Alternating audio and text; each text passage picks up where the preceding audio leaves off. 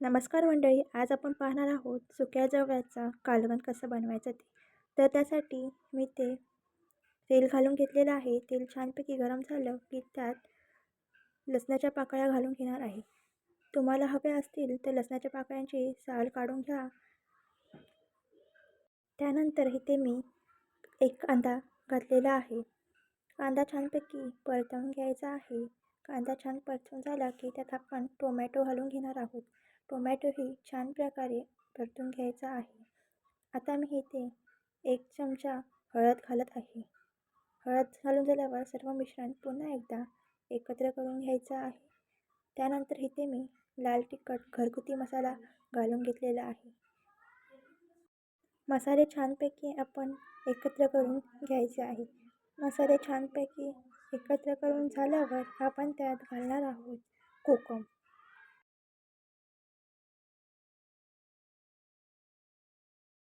इथे मी कोकम घालून घेतले आहेत.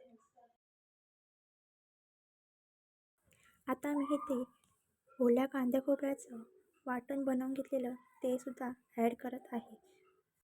वाटणाची जर रेसिपी हवी असेल तर मी अपलोड केली आहे, नक्की जाऊन बघा. वाटण छानपैकी शिजून तयार झालेलं आहे. आता आपण ह्या स्टेजला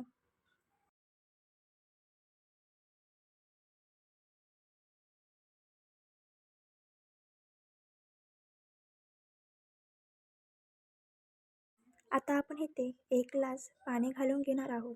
पाणी घालून झाल्यावर आपण छानपैकी उकळी आणून देणार आहोत. पाण्याला छानपैकी उकळी आल्यावर त्यात आता आपण घालणार आहोत चवीनुसार मीठ. मीठ घालून झाल्यावर इथे मी स्वच्छ धुवून घेतलेला गरम पाण्याने सुका जवळा तोही इथे घालत आहे. तर ह्यालाही छानपैकी शिजवून घ्यायचा आहे.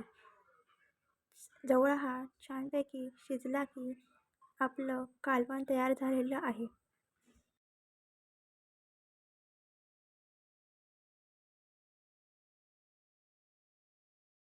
तर आता इथे छानपैकी साराला उकळी आली आहे. तर आपला जवळचं कालवण बनवून तयार झालेलं आहे. मंडळी, व्हिडिओ आवडल्यास लाईक, शेअर, सबस्क्राईब करायला विसरू नका.